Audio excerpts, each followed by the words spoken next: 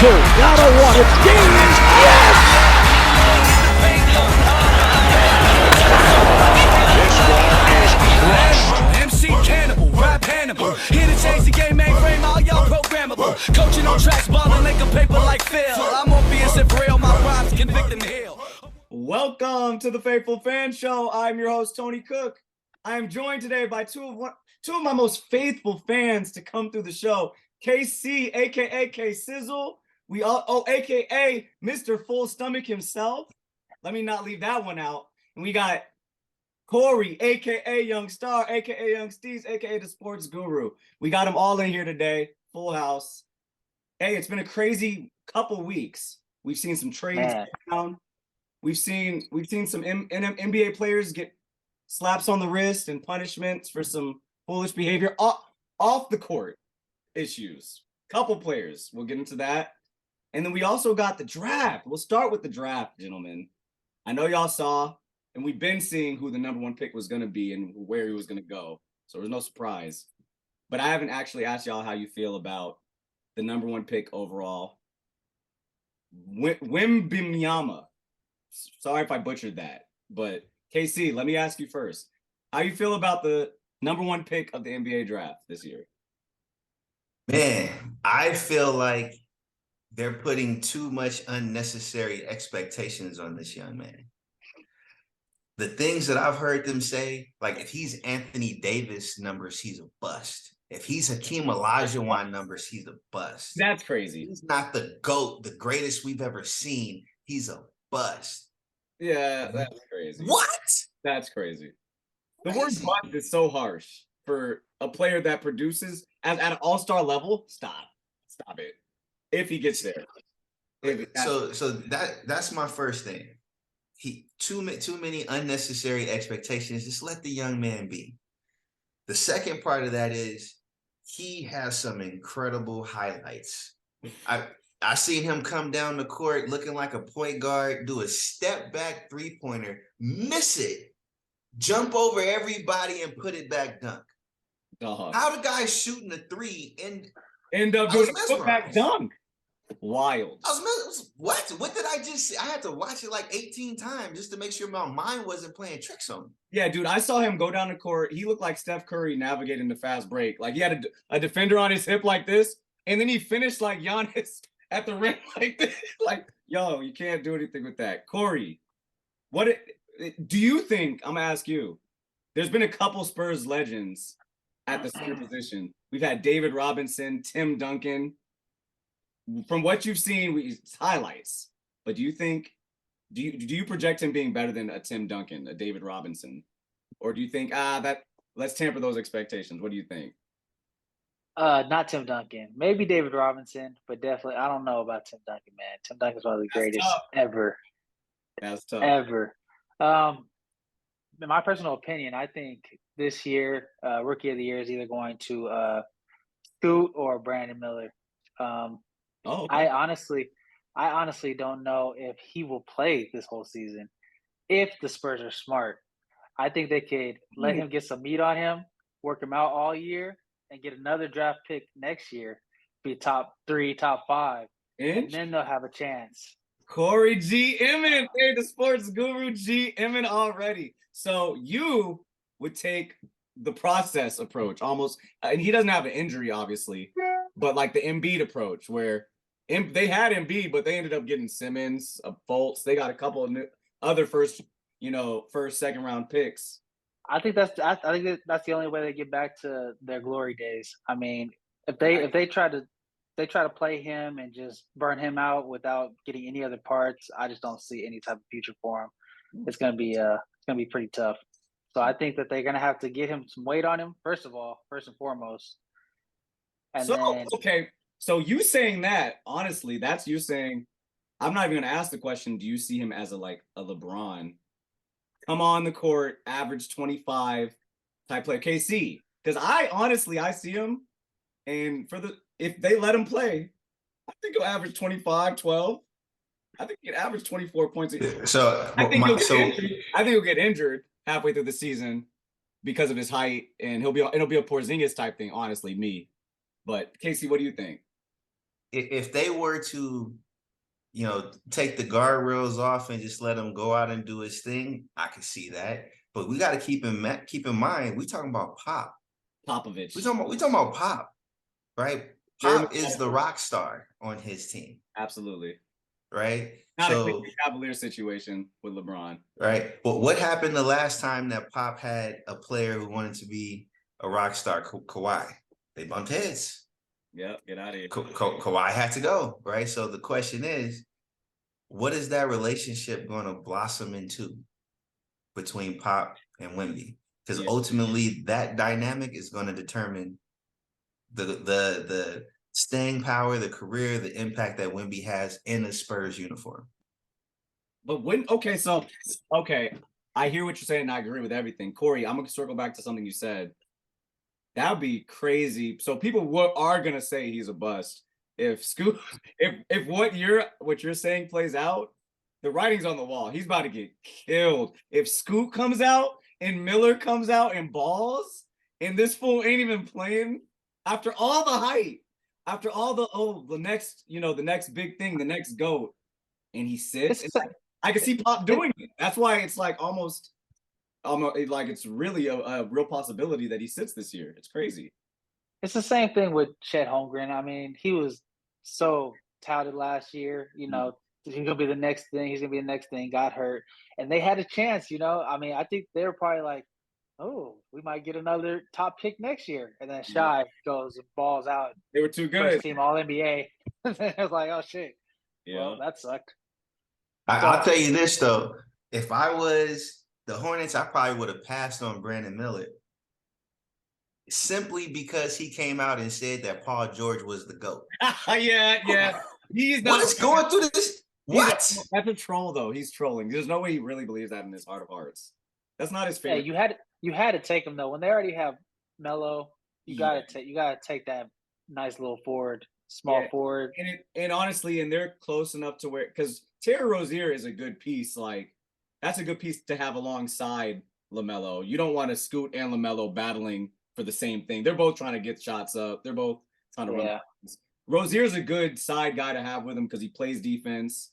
He's good enough to hold. So that was a good pick. I think it was a good pick, Miller, but I think there's a couple other players they could have went with, but I mean, they got a lot of players too. The Hornets got a lot of players in this draft. They got 4 picks, something like that. So yeah, but what is Miller? Is Miller a forward? Small forward. He's a shooting forward. Small forward. Okay, I'm thinking he's like a power forward center. I'm like, don't they have PJ Washington? No, he's a small forward, but he's 6'8", 6'9", so he's big. He's got some size on him too. Yeah. Okay. He balled out this year, bro. He did. For freshman. So that's going to be my question about Wemby, right? What are they going to compare him against? Because he's 7'5", but he doesn't play like a 7'5" player. He's almost like how they said he's like Anthony Davis, Porzingis type mix. Because he's like Anthony Davis, but he's got more length. He's got Porzingis length and less size. But Anthony Davis' skill set, like Anthony Davis, takes people off the dribble. He can guard out on the perimeter. He's blocking shots at the 3-point line. He's just got a whole, like you said, a whole 6-7 inches on him. On Anthony Davis. Right. So what do we say about AD? We say, AD, get off the 3-point line and go to the block. What are you doing? Pop is going to be on some. It's going to be interesting to see how Pop handles Wemby, because Wemby's a star already. But Pop is that perfect coach that could probably put him right where he needs to be. So I can't wait to see. I think it's the perfect marriage. I think, even if he sits 1 year, I think whenever they put him out on the court, he's going to be ready to go. I think he's going to ball out. Yeah. Hopefully it's not a Porzingis situation where his feet and legs don't hold up. Hopefully. That's why he's got to get some mass under him. He got to get something on them legs, do some squats. Yeah. Facts. He's going to be in there. Whoever Giannis went to, let's go to wherever Giannis went. That seemed to work out. That plan worked out.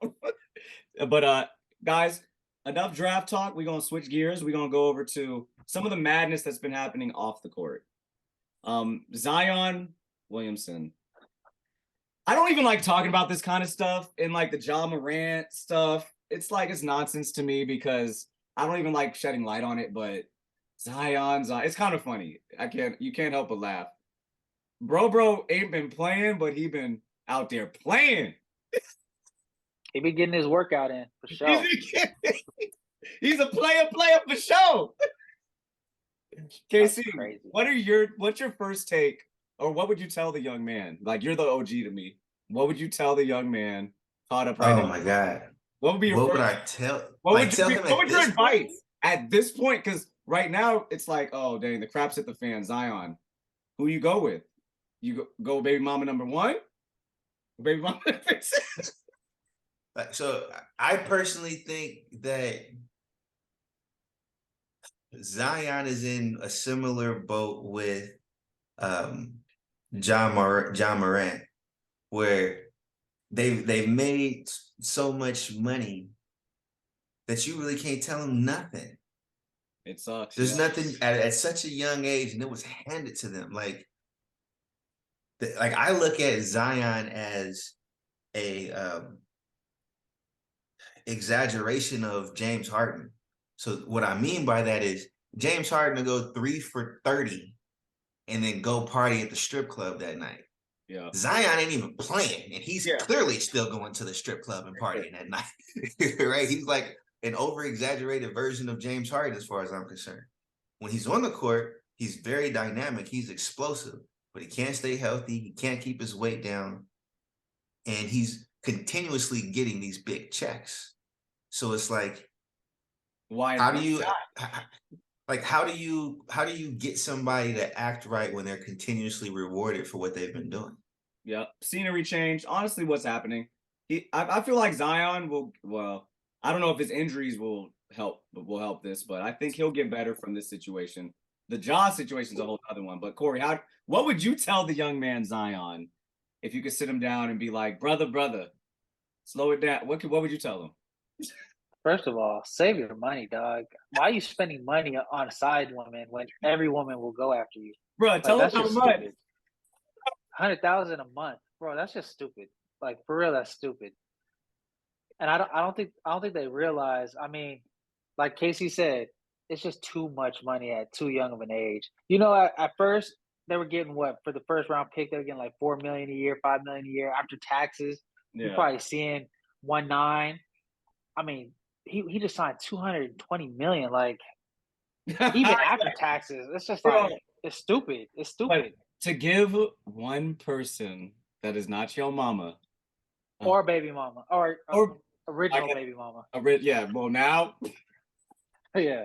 100,000 a month, and then so you got it so where when you cut off the faucet, she's like, "Yo, where's my money?" Like, oh, you got her thinking that's just normal. That's light. That's routine. My gosh, I don't even know what I would tell Zion. Zion's in a whole nother league, like you said. I don't know if we could talk to him. He just. I think it's a bad recipe. So getting the money at the young age, and this explosive athlete who, you know, he doesn't seem like the type that without athletics would have been getting all the girls. And that's what okay. And I'm hearing a lot. I hate saying that. I hear a lot of platforms saying that. It's like, bro, a lot of they clowning how he dresses. Like, you know, he wasn't getting no girls before he got to the NBA, bro. Before he became Zion. Excuse me, he was getting girls as soon as he became Zion on the internet. Yeah. But it's that's wild though. And I feel like the same thing for Ja. Well, Ja is a whole nother situation. It's not a girls thing. It's he now has the platform to do exactly what he's been seeing young boy do his whole life growing up. And he's just emulating it. I look at Ja as a scenario where he comes from a good home, a 2-parent home. They weren't broke. His dad made 6 figures for the most part of his upbringing. You look at pictures of Ja, he looks like the little nerd when he was in high school. He probably lived down the street from some people who had it harder, some people who were really living that life, and he looked at them as cool.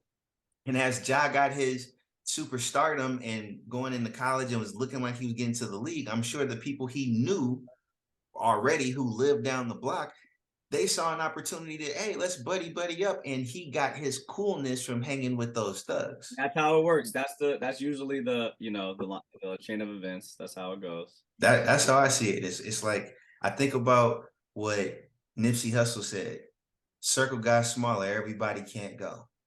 Mm-hmm. Absolutely. And that sums it up. It's like as you go through doors and you make it to the other side, you can't take everybody with you. Nope, absolutely not. Well, gentlemen, we're gonna stop talking about these delinquent NBA players, the delinquent ones, and we're gonna talk about some players that are making headlines for positive reasons. The trades. I'm gonna ask you two a lot of craziness. This season's gonna be awesome. Can't wait. Like coupled with watching Wemby and what's happened over the last week. What is the most impactful trade that you guys think? I'm gonna start with you, Corey. Most impactful trade so far. I think the most impactful trade or signing, whatever. Yeah. So I mean, there's two that are going to be probably crazy to me, but I think Chris Paul going to the Warriors is going to be a bad move, and then I think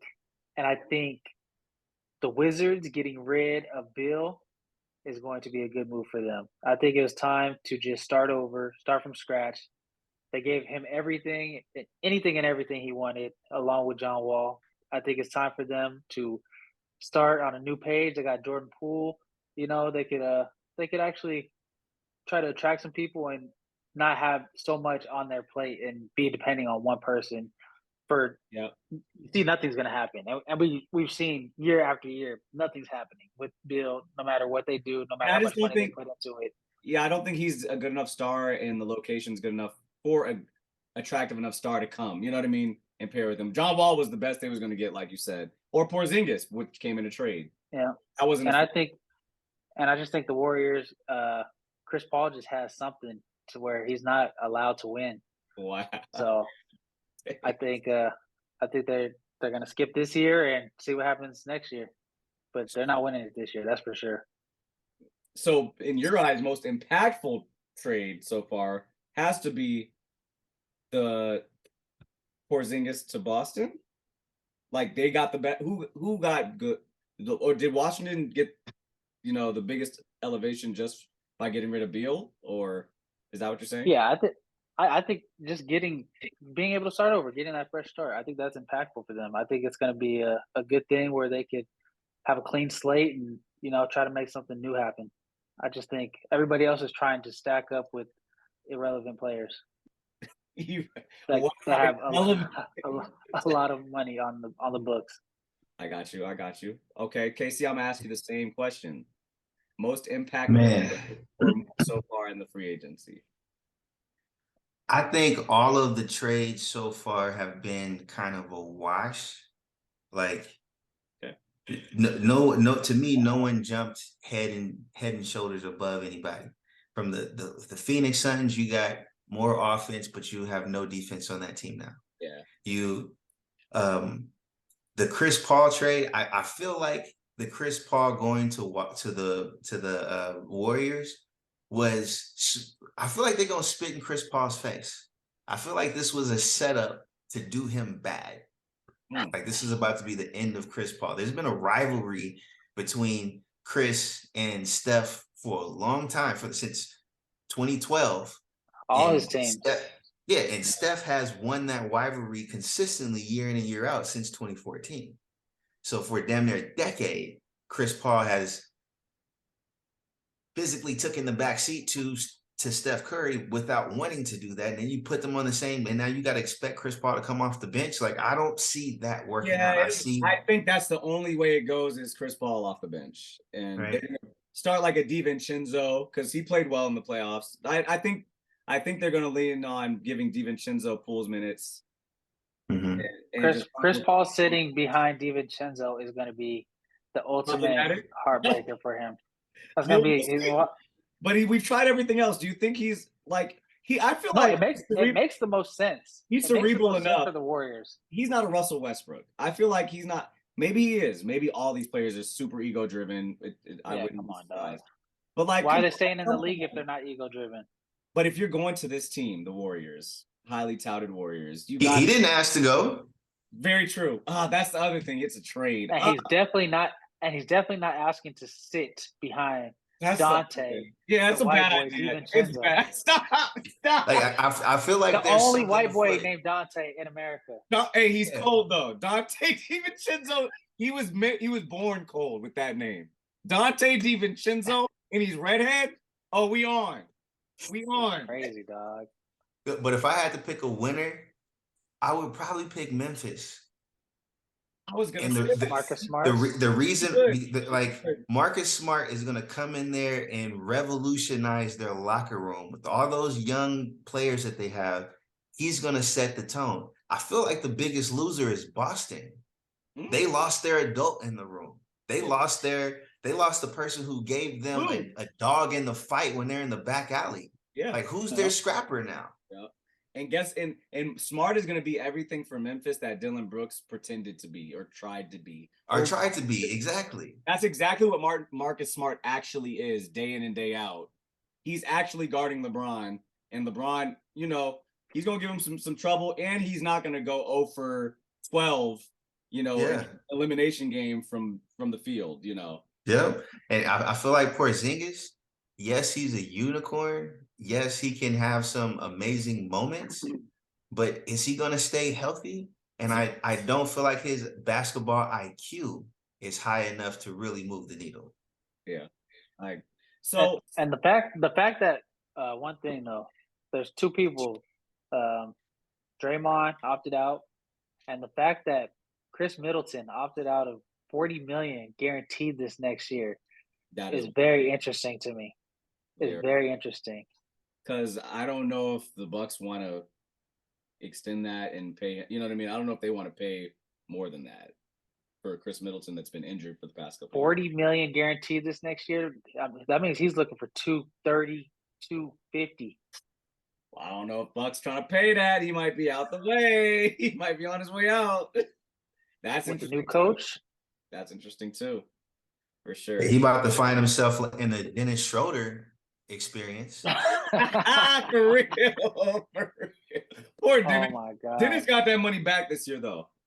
He got some of it. I want all of it. I want to keep it. Yeah. Oh no. Actually, he'll never get that back. But I think Dennis did himself some favors this playoff run. I hope we retain him, but I won't be mad if he gets his money somewhere else. Go ahead, get your money, Dennis. You deserve it. What I do know is the next alert I get on my phone better be D-Lo getting shipped away. I know that much. Oh, that's another conversation for another day. You're over it just because that one series. Because he was dynamite until we played Denver. Honestly, I think. I give D-Lo 75% of the reason why we lost to Denver. Golly, 75%. 75% of it goes to Jokic and Murray. Yeah, Jokic. Hear me out. Hear me out. I get that Jokic and Murray were playing like video game players with extravagant shots. Like they were hitting shots that was like, okay, all you can do is tip your head. The game was too physical for D-Lo. I feel like that's what it was, bro. Okay. Really peep this. Number one, we went undefeated whenever D-Lo hit 20 points or more. Okay, all he had to do was average 15 to 19 points, and we had a real good chance of winning that series. Secondly, D-Lo was a starter. Who was he rivaling with? The backup point guard in Denver, Brown, and Brown was busting his ass. How you going? Yeah, okay. They attacked him, but their offensive plan until D-Lo got benched was to go at D-Lo with a big physical guy because they were trying to hide D-Lo because Brown is not vocal on offense. So they tried to hide D-Lo and like, no. D-Lo's gonna get this work. Dog, I hate that you brought this up at the end of the damn show. I could talk about this all day, but Corey, you got to shout out Bruce Brown. I blame D-Lo for sure. Damn. Bruce Brown, go get your money. Go get your money, Bruce Brown. And we're gonna get back up and talk about these Lakers because we gotta get Reeves back, I feel like. And I wasn't mad. They are for sure. Like you said, I think having D-Lo, the fact that he scored 20 when we won every time is I feel like that means we kind of need him out there playing good. We got to have him comfortable out there. No, that was his opportunity to rewrite the narrative on his name. and no longer be looked at as a little ill. Hey, Western he had a Conference chance Finals. to change that. It's KC, you do it to Western Conference Finals. We did good, bro. We lost to the No, D'Lo regressed into a Until next time, y'all. The Faithful Fan Show. Like Corey said. Paint going hard with the venom. Shot so much, man. I think I need a leg. I need a leg in the paint going hard. I think I need a leg. So much, man. I think I need a leg. Animal, MC Cannibal, rap Hannibal. Here to change the game, mainframe, all y'all programmable. Coaching on tracks, balling like a paper like Phil. I'm on being if real, my rhymes convict and heal. A world blind, my lines a red pill, real. Ball like I've been here, rookie in his prime. Focus like Jordan the second time. Kobe in playoff times, you know believe when I drop. Call for it, Kelly go in the Blizo spit. Auto like free throws, Vahito. Circle loose stroke magic, rhymes over